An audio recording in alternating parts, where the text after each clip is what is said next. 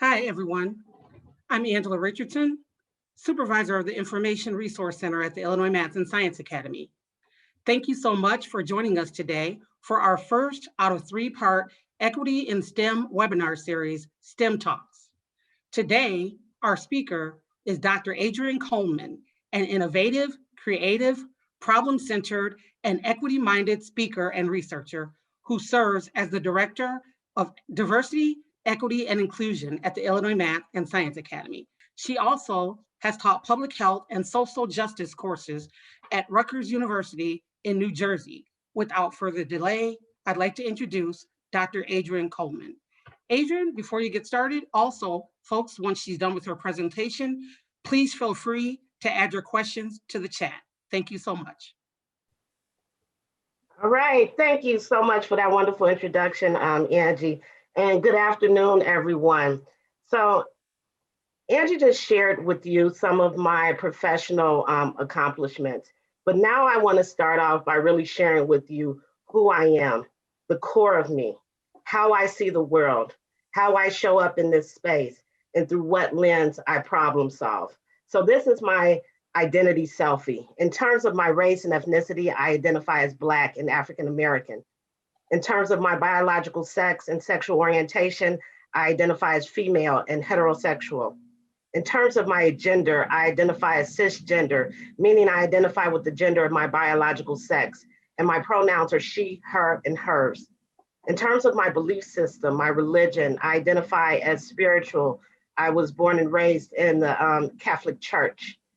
When it comes to my age, my class, and my ability, I am middle-aged and middle class, and I identify as able-bodied as well as socially and emotionally well.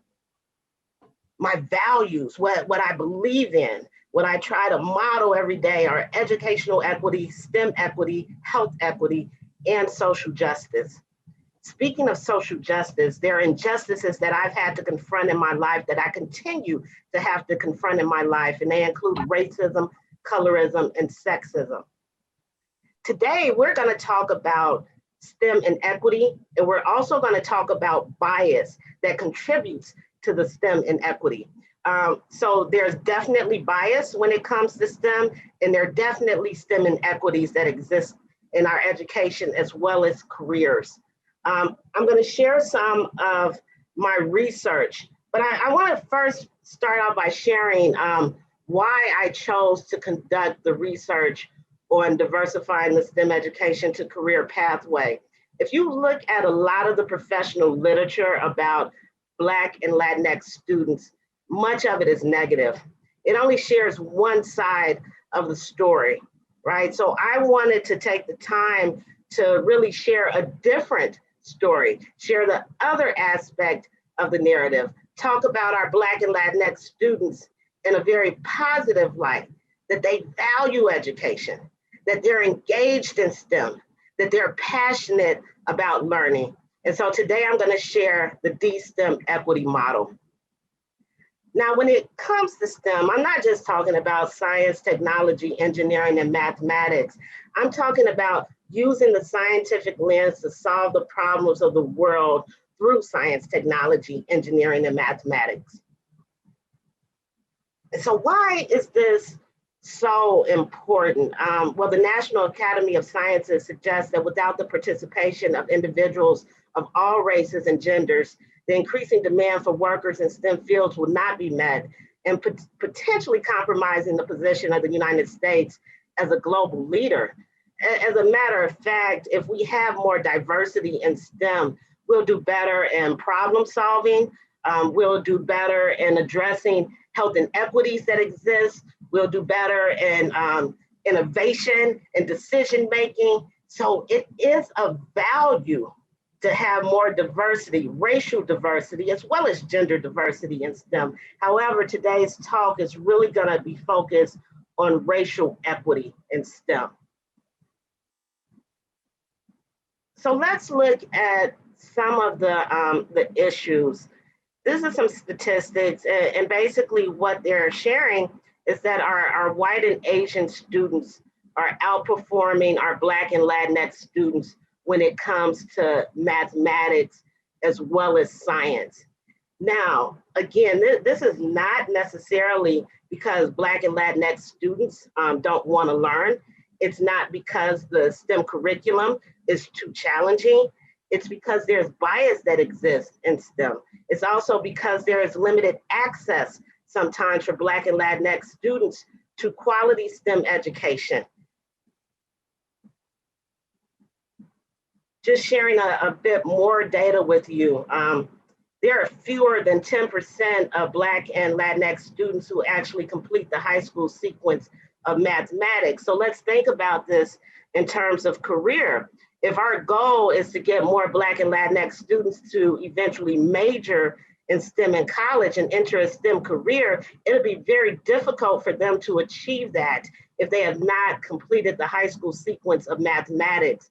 As a matter of fact, our Latino and our Latinx and Black students are about 4 years behind their white and Asian peers in terms of academics.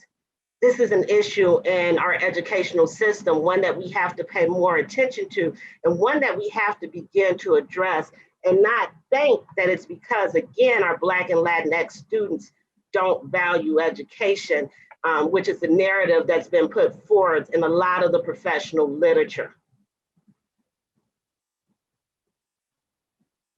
When we look at this from a higher education perspective, and we look at who's actually majoring in STEM, you'll see that in terms of white students, Black students, and Latinx students, it's comparable, right? They start off majoring in STEM at kind of very comparable rates.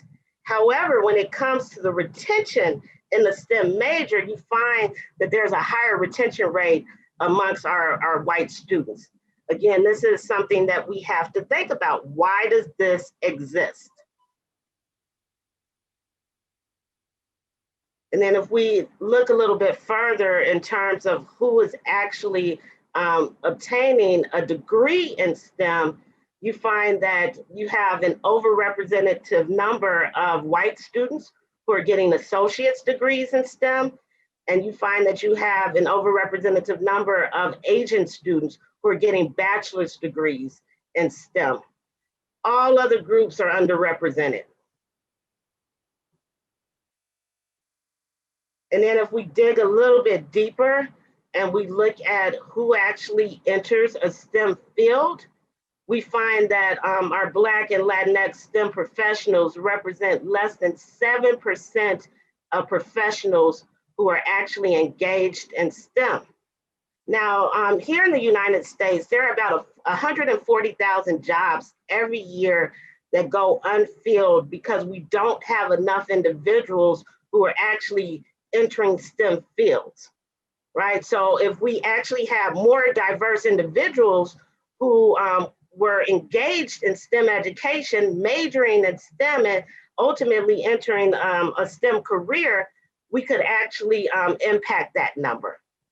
Also, if we have more Black and Latinx students specifically enter STEM fields, it could actually impact the economic situations of those communities in a very positive way.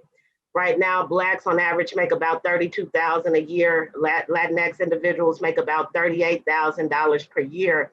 But entering a STEM field, that could increase to at least $75,000 a year just to start. So we have to also think about the economic impact of these different communities when we're thinking about STEM as well. So why do these inequities exist? You know, a lot of people, they think it's because our Black and Latinx students don't want to learn, don't value education, and that's just not the case. There's so many different factors that we have to consider and that we need to begin to address, but a lot of it is rooted in bias, discrimination, and social expectations. They don't necessarily have exposure to quality STEM education in their K through 12 educational experiences. They don't necessarily have a mentor who is working with them and developing their STEM skills. There's this mathematics phobia that exists because they don't necessarily see the application of it to their real lives the same as in science. And then we also see a lot of funding inequities that exist in our K through 12 system. And finally, culturally responsive pedagogy is definitely lacking when it comes to teaching our Black and Latinx students.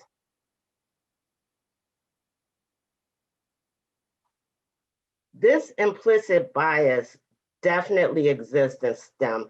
And when we think about implicit bias, it's a very unconscious, unintentional thoughts, actions, perspectives that we have about different groups of people based on negative messages that you've heard about who they are. So you try to avoid them, right? So I'll share a quick story with you. I don't know how many of you have read the book Whistling Vivaldi, but it's a great read. And it talks about a story of an African-American male graduate student who attends the University of Chicago. So he shares this story about how he's walking down the street, going to class, just like any other student. And every day that he's walking to class, people who are walking towards him who are of different races, as soon as they see him, they cross the street. Well, why do you think they cross the street? They cross the street because they've heard negative messages about who Black males are. They've heard messages of violence and aggression and things of that nature. So they cross the street to avoid him. So on this one particular day, the Black male decided he was going to do something different. And on this particular day, he's going to class, walking down the street just like any other day, but he began to whistle Vivaldi. Right now, so on this day, as he's whistling Vivaldi, the people who are walking towards him and typically cross the street, they didn't cross the street on this day. They didn't cross the street because all of a sudden they saw him as something different. They saw him as a cultural being, right? Say he's different than those stereotypical messages that we've heard about who Black males are. He knows classical music, he knows Vivaldi, so he's okay, right? Now, in this situation, the Black male actually changed his behavior to make others feel comfortable. It should never be the responsibility of people who've been historically and are currently marginalized to change their behavior to make those in privilege feel more comfortable. It should be people in privileged spaces changing their behaviors, changing their thoughts, their attitudes to make marginalized communities feel more comfortable, right? So we see this same sort of implicit bias in STEM. So how does it present itself? Well, a lot of times when we're talking about STEM, we're talking about it from this sort of European perspective, as if other cultures, other races have not contributed to STEM. And if we've done our homework and we look at our history, we can see that there have been many contributions of people of color to STEM throughout history, as well as currently. Also, there's this thought process that non-whites and women, they've been historically viewed as emotional and irrational and childlike, and they don't possess these scientific capabilities, right? Also, let's think about the image that has been put forth in our society about who's engaged in STEM. It's an image of a white male identity. So Black and Latinx students, as well as women, they don't necessarily see themselves in STEM because of the vision that's been put forth in our society. So I wanna really get you all to think about this implicit bias that exists in STEM is serving as a barrier from our Black and Latinx students being exposed to STEM, having quality STEM experiences, and it's something that we need to focus on and respond to. We see more of this implicit bias when it comes to Black females who are actually engaged in STEM. As a matter of fact, Black females make up only 2% of professionals in science and engineering careers. 77% of them have had to prove themselves as competent right? They had to provide evidence to demonstrate they're competent in STEM. Even though that they have STEM degrees, even though they've done research, even though they've contributed to the STEM space, they still have to constantly provide evidence of their competence, right? 48% of Black women in STEM, they say that they've actually been mistaken for administrative assistants or custodians, right? And not that there's anything wrong with those particular fields, but it's just the thought process that a Black female could actually not be in STEM. We actually experienced this a couple of years ago when NASA, they had this competition. And in the competition, they said, well, we're gonna allow the public to actually vote for the winners. And high school students, they got to do different STEM projects. Well, one of the high school groups was a group of 3 Black high school students. When their project was presented to our society, they got nothing but racist thoughts and comments directed towards them.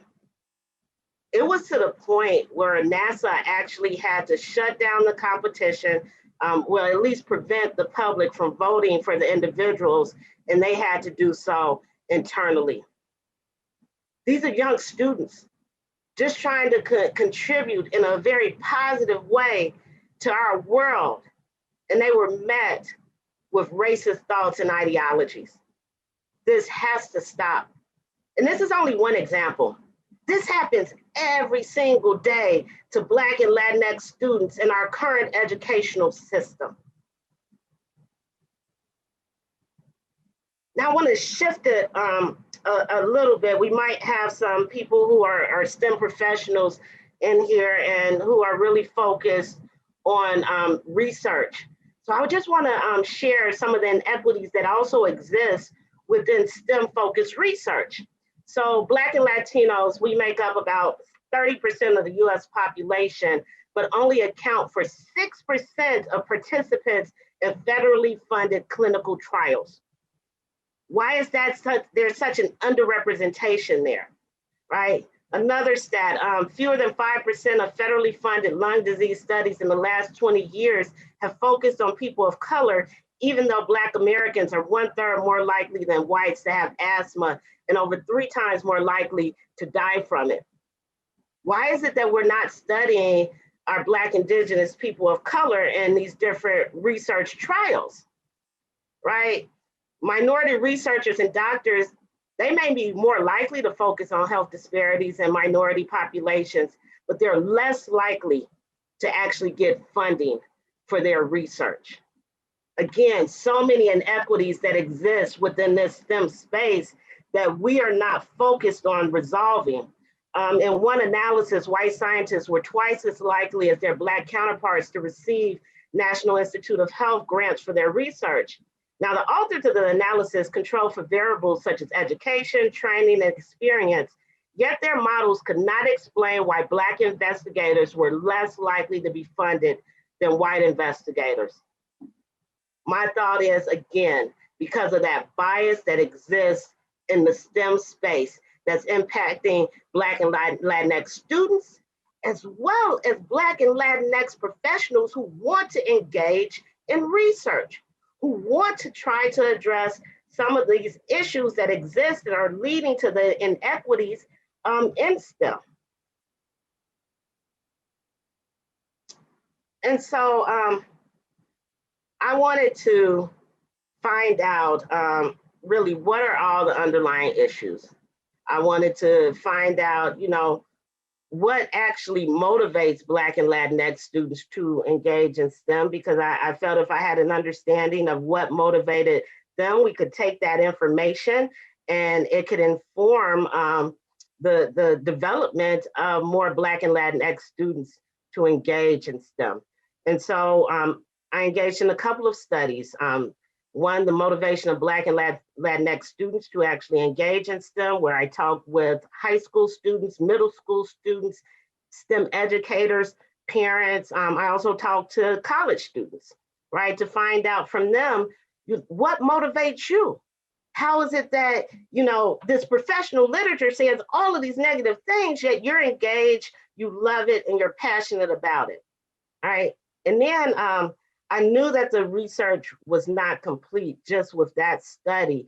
And so at the Illinois Mathematics and Science Academy, we actually held 2 Diversifying STEM think tanks, and in which we brought about 134 individuals from 64 organizations to talk about, well, what are some of the barriers that exist in STEM, and what do we need to do about it? And all of this research was rooted in critical race theory that basically says we need to center the voices of the groups that have been negatively impacted by these issues and find out from them what to do. We don't talk to our Black and Latinx students and professionals enough. We haven't made them visible. We haven't centered their voices. This research did exactly that. So what did we find out?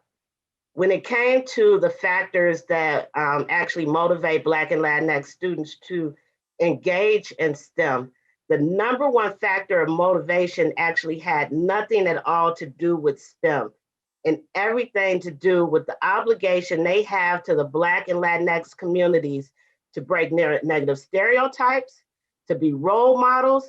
They understand the actual, what their ancestors have done for them in terms of making sure that they had access to education, and they wanted to make sure that their ancestors were proud of them, right? So what is this telling us? That's telling us that in any sort of STEM curriculum, any sort of STEM course, any sort of STEM program, we have to nurture that obligation that Black and Latinx students have to their communities, right? We need to talk about the issues in their communities and think about how to solve some of those issues. We need to look at history. We need to have conversations about race, and I'm going to go more into that a bit later. The second factor of motivation was future success. These students understand that, STEM is this prominent progressive field, and it's a way in which they can be successful. It's a way in which they can ensure financial stability in their families, right? This suggests to us that any program that we have to talk about the array of STEM careers as well as the economics associated with those careers, right? That has to be part of our curriculum.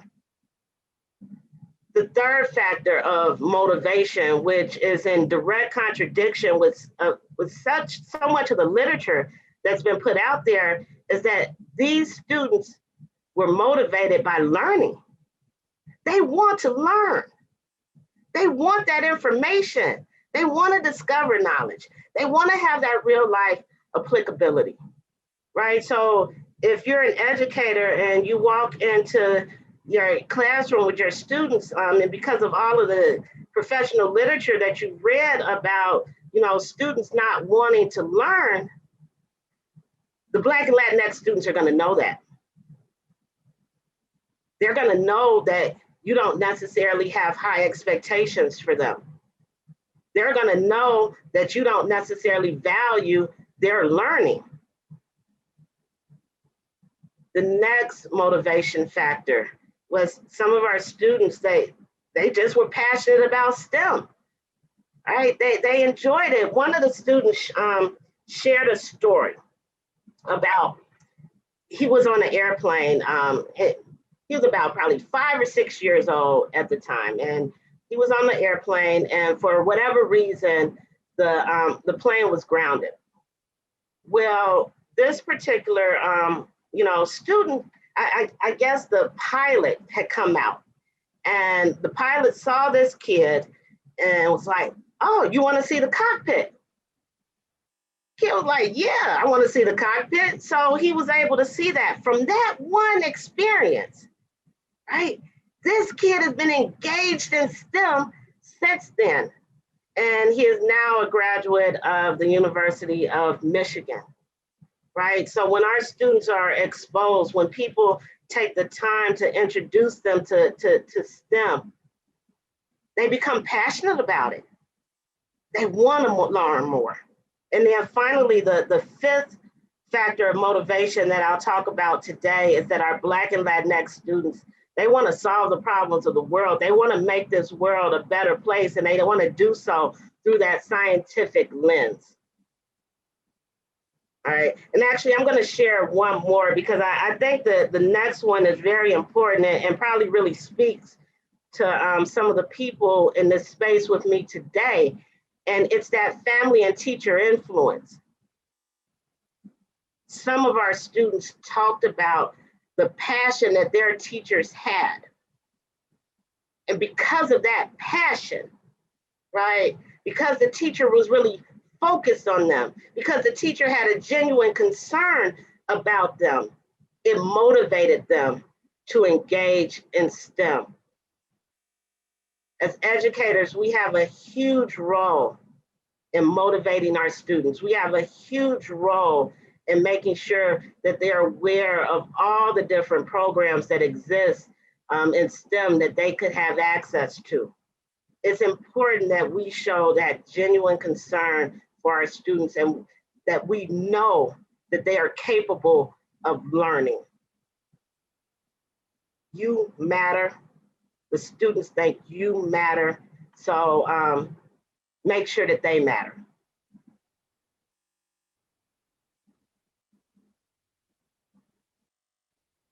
In the words of Ivory Toldson, soul food didn't come from emulating white cooks.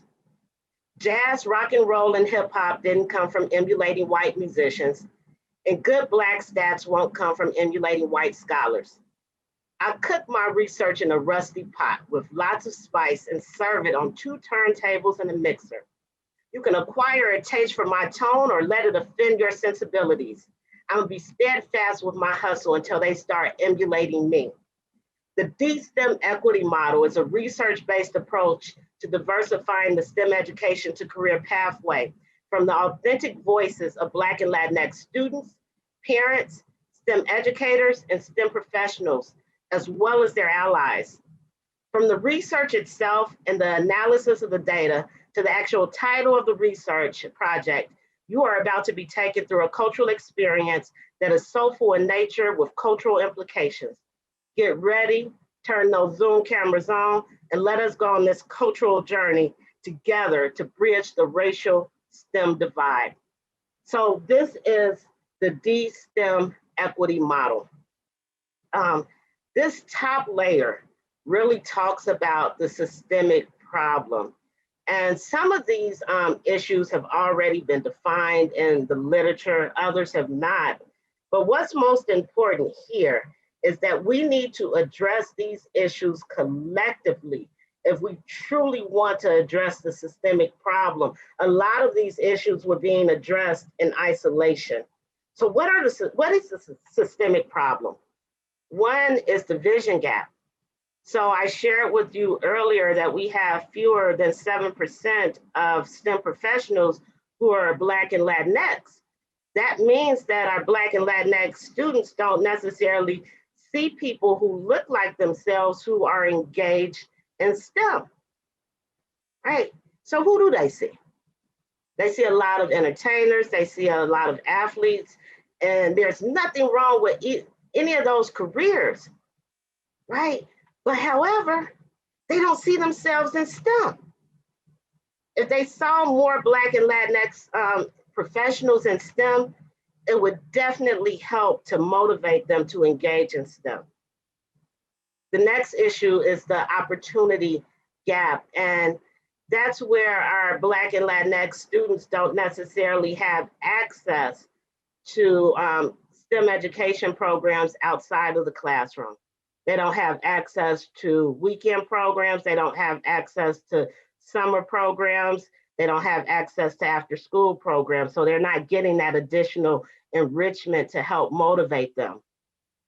Then there's this cultural perception gap, and that has a lot to do with the bias that exists where educators don't necessarily think that Black and Latinx students have the capacity to engage in a rigorous STEM curriculum, right? Then we have the STEM education gap, and this is where we have schools that don't necessarily have the financial resources to make sure that the students are engaging in quality STEM education. I mean, I've worked with some of the public schools, and they'll have an entire computer lab with all these new computers. But guess what? They don't have a qualified instructor to teach the students how to actually use the technology. That's a problem. We have students who have not been exposed to laboratory science, not even during their high school years. Again, that's a problem. Then there's this generational gap, and this is all about the parents. So again, we have fewer than 7% of Black and Latinx STEM professionals. Well, this is the same with the parents. That means most of our Black and Latinx students don't have parents who are engaged in STEM. And while their parent might want the best for them, they don't necessarily know how to navigate the STEM space. They don't know necessarily the different programs that they should have their students involved in.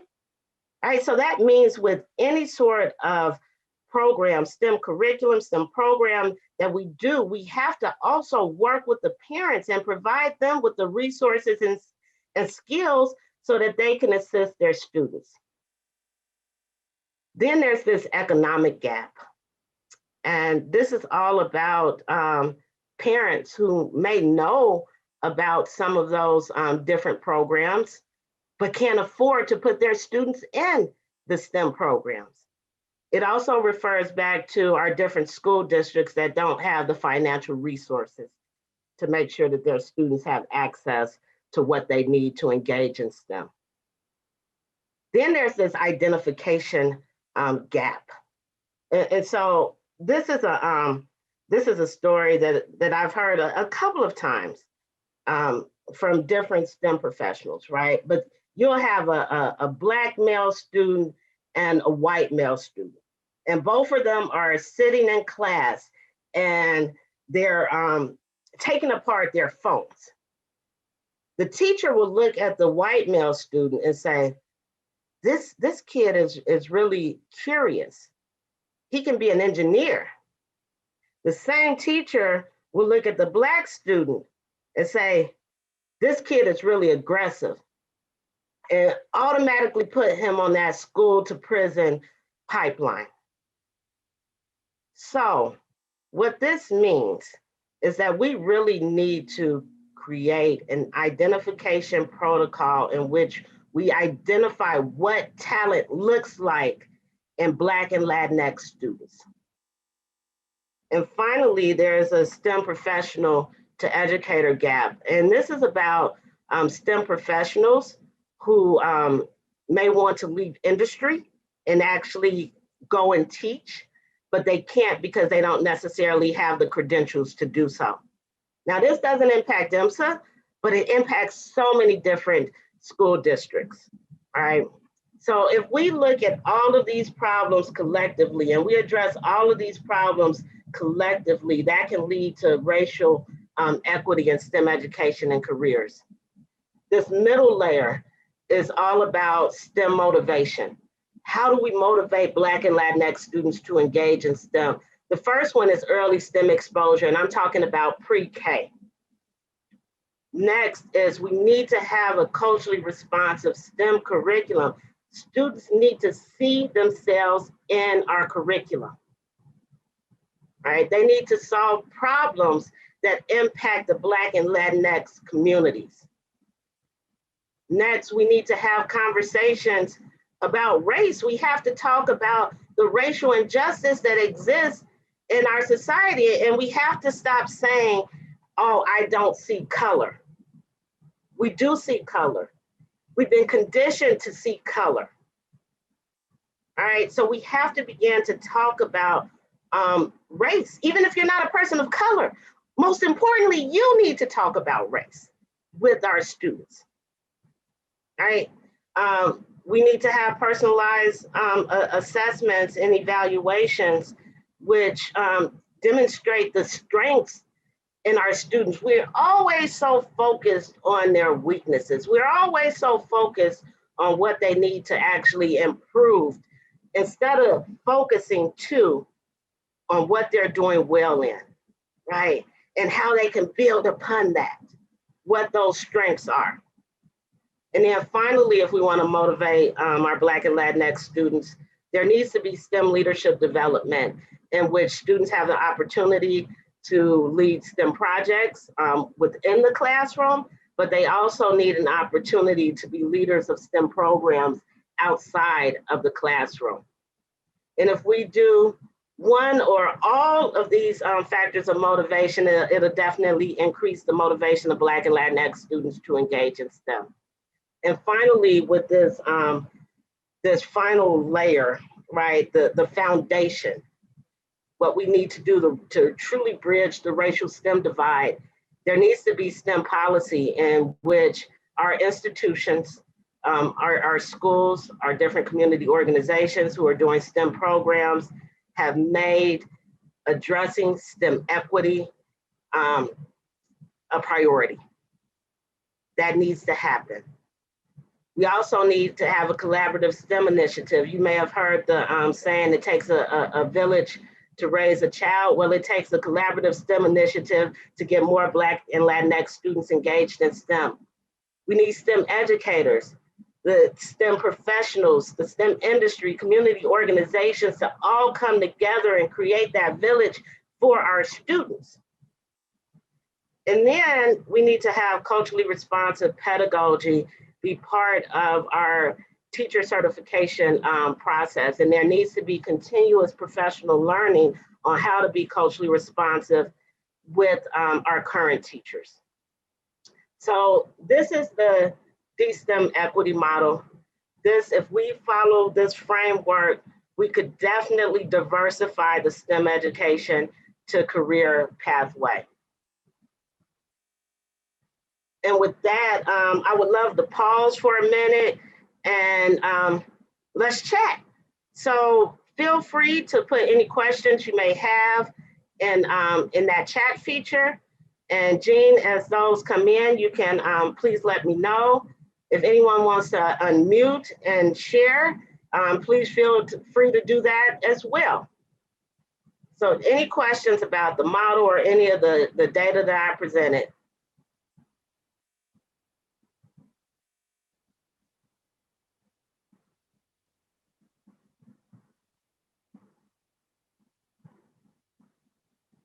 All right, well, no questions now. There will be opportunities later for questions. Adrienne, we do have a question. Okay. Okay. What types of concrete feedback would you give to STEM elementary school teachers upon how to create a more culturally responsive curriculum? All right, so the first thing is our Black and Latinx students, they need to definitely see themselves, right? So even as a white instructor, you need to bring that vision to the students, to the classroom. They need to know that there are STEM professionals who look like themselves, who are engaged in STEM or who have contributed to STEM historically. So share that historical information with the students. Then you also need to ask them about problems in their communities, right? And then use the scientific, lens to help students actually solve those problems. But ask your students what's important to them. Have those conversations. Any other questions, Jane? Nope, just that one for right now. All right, so there's another one. actually, Kelly has a question. In your research, what ideas were developed on how to better inform and educate parents on what they can do, or what resources are available that can help their child move toward becoming STEM focused? Well, first, it's going to be important to let parents know about different STEM opportunities that they can have their students engaged in. All right. Then also, we actually we didn't get this grant, but we had written a grant a few years ago to actually provide coding classes to our parents. So not only getting them the information, but also trying our best to provide them with a skill set so that they have that knowledge too, so that they can assist their students, and also so they could possibly even change careers and enter a STEM field themselves. But it's providing the parents with the tools and resources to assist their students. And Anastasia has an observation that teacher preparation programs do have culturally responsive teaching added to their programs. She just completed her master's in 2009.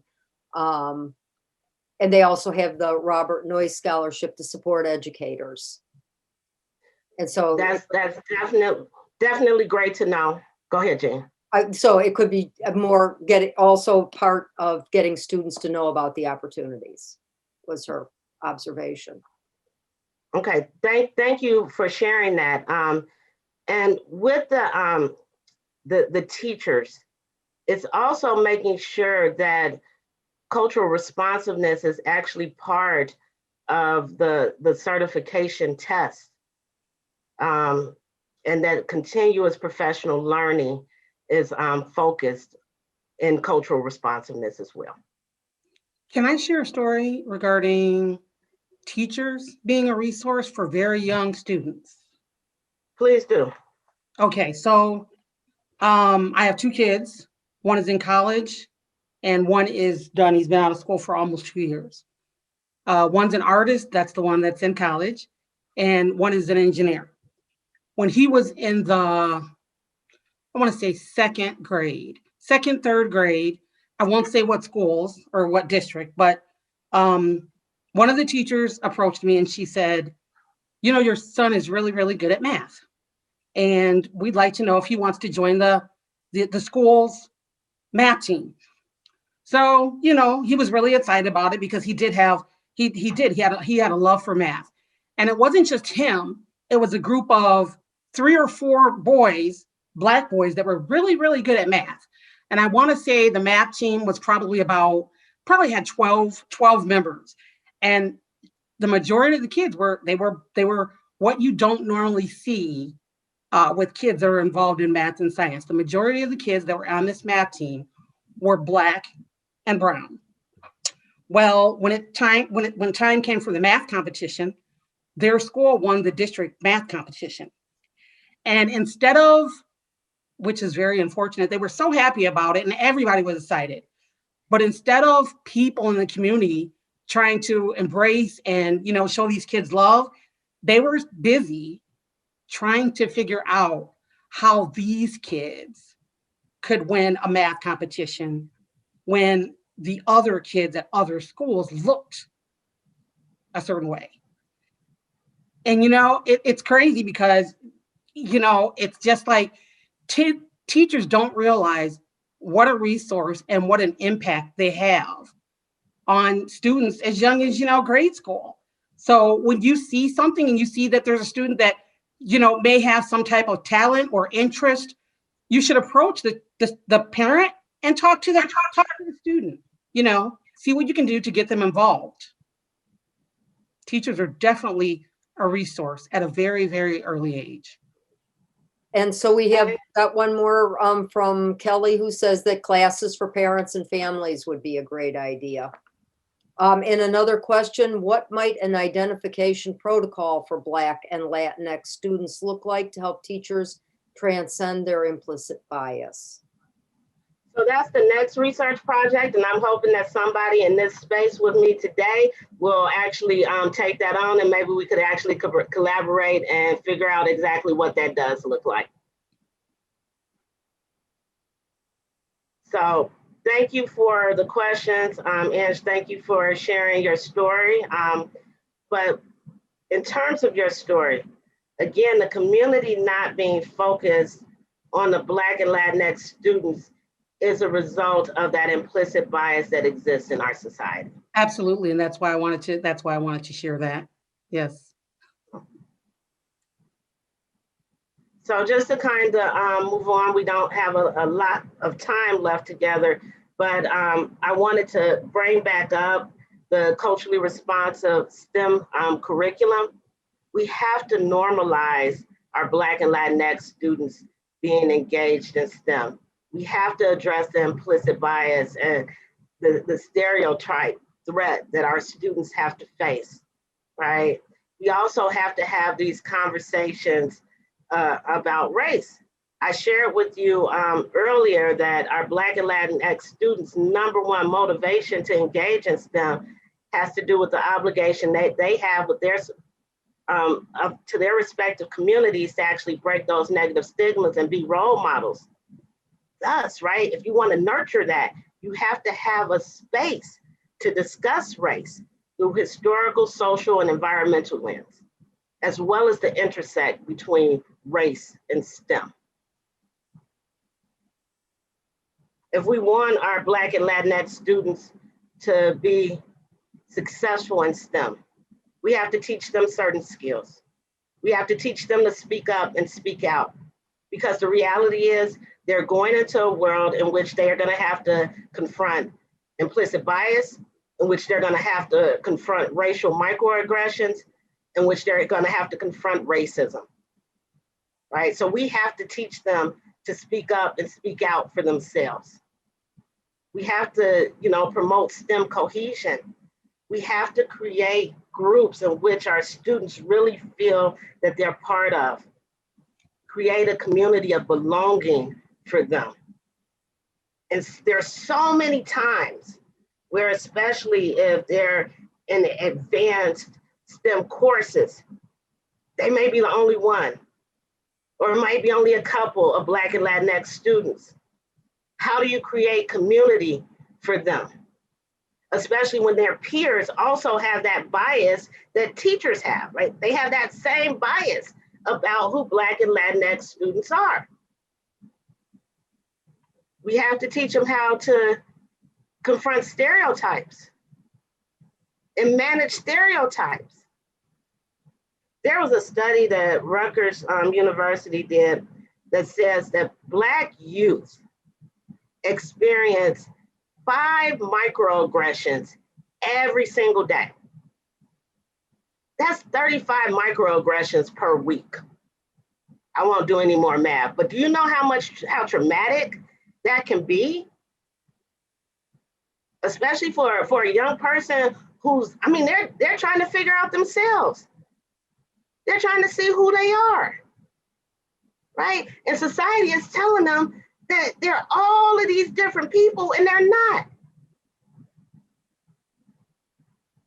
Our students are being traumatized because of this blatant racism, because of these microaggressions, right? And implicit bias.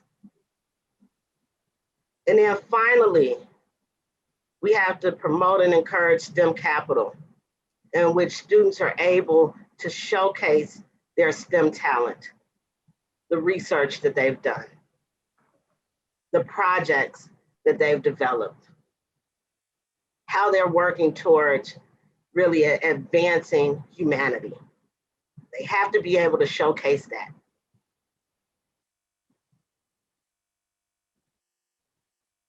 And for those of you all who may be running labs, it's going to be important that you develop an anti-racist lab. You have discussions about anti-racism, just like you have actual safety guidelines in labs. You need to have safety guidelines around identity and race and injustice. You need to publish papers with your Black and Latinx students as well as colleagues. You need to center the voices of the Black and Latinx students and scientists in those spaces. All right.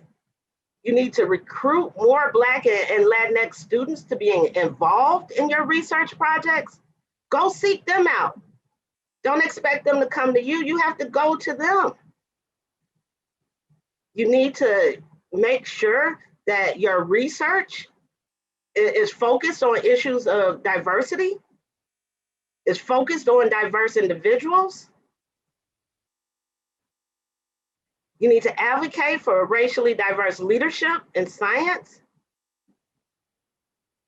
And then you need to hold the powerful and privileged accountable, and don't expect gratitude for doing it.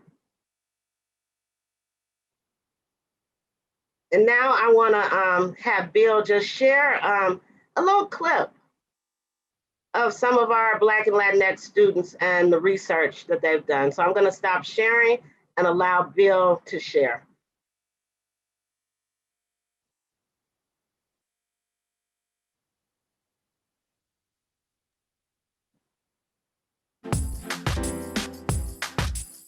I was looking at opiate-induced hyperalgesia, and it's basically a phenomenon that states that people will take opiates to decrease their pain sensitivity.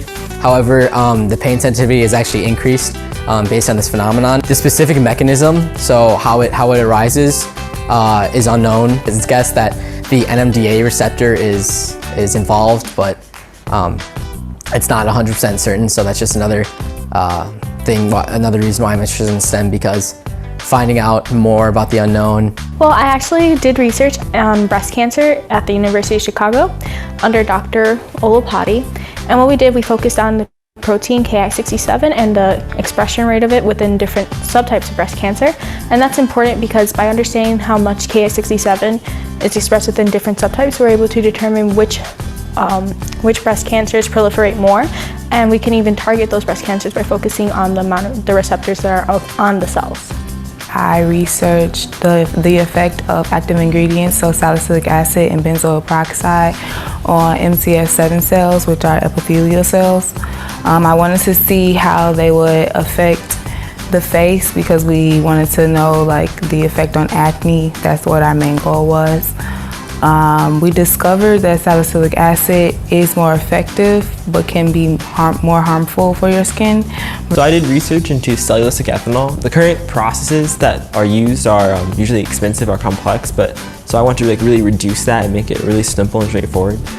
So I basically I did research into bacteria that could live in the same environments. So I found 2 bacteria that could live in the same environment and then produce ethanol and break down cellulose. And so in total, I was able to reduce the cost of creating ethanol by 650% and the cost of feedstock specifically by 14,300%. I worked with one of our teachers, Ms. Scarano, an independent study, and during the year we just worked on building a biobattery. So this biobattery could use different food waste that had a lot of glucose to create electricity, and that like any common person could use for like charging your phone, charging your laptops, just like as a battery. My research has been more at like how community factors and social factors connect to different biological factors. So a lot of people look at like a disease such as HIV and they look at how it spreads and the virulence factors and the like pathogenesis of it and things like that, but they don't look at why certain communities are affected with it more than other communities. Why does it affect a certain population more than it does another and things like that. So my SIR was looking at how community factors mediated one's participation in HIV-related sexual risk behaviors. So we looked at mental health, parental involvement, and different community factors such as like your level of income, your level of education, and things like that, and how that affected students' decision-making, and then how those behaviors that they're participating in could in turn make them more susceptible to. This past year, I did an SIR in science. It was finding out the effects of different growing methods on crop efficiency in legume grain crops, so like soybeans, peas, and green beans. And that was just basically, while I'm not interested in agriculture actually, it was for my interest in engineering, because we actually had to build the towers and then test it through that. and also because I have an interest in vertical farming, which is like a new type of urban farming that may come to a lot of cities. And then like one of the methods that we tested for growing plants was hydroponics. So that's something I was really interested in, especially since it will be something very valuable to vertical farming in the future. My partner and I designed kind of like a watch that patients that have either had a spinal cord injury or wearing a lower limb prosthesis can wear.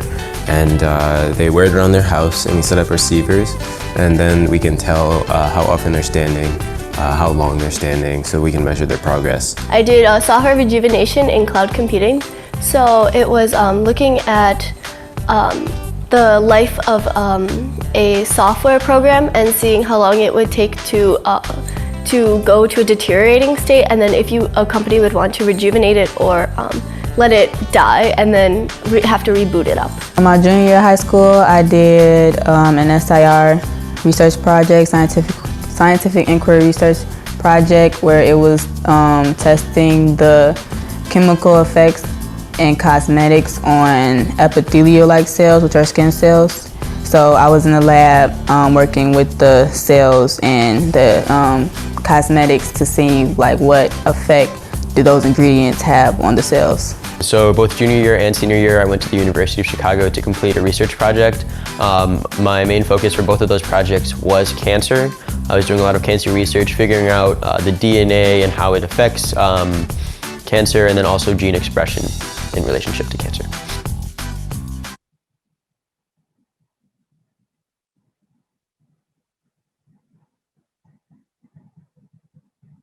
So as you can see, Black and Latinx students, I mean, they're passionate about STEM. They want to do research. They want to advance the human condition.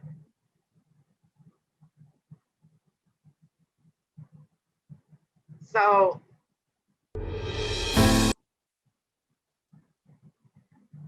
here are some questions that I'm going to leave you with that you need to really ask yourself and reflect upon.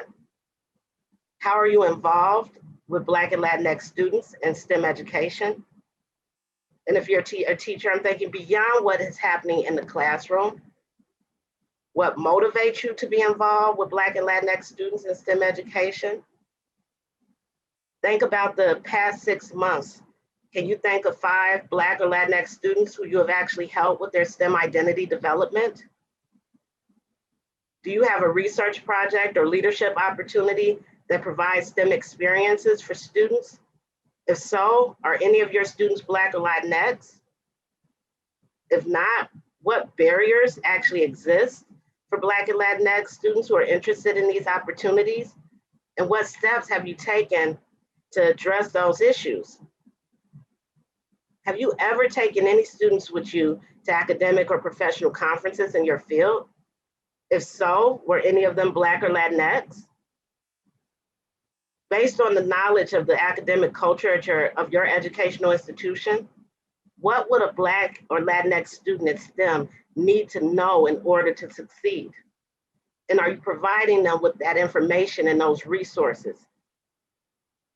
Can you identify any barriers that may hinder Black and Latinx students from engaging in STEM education outside of the classroom, enrolling in advanced STEM courses, or pursuing STEM fields?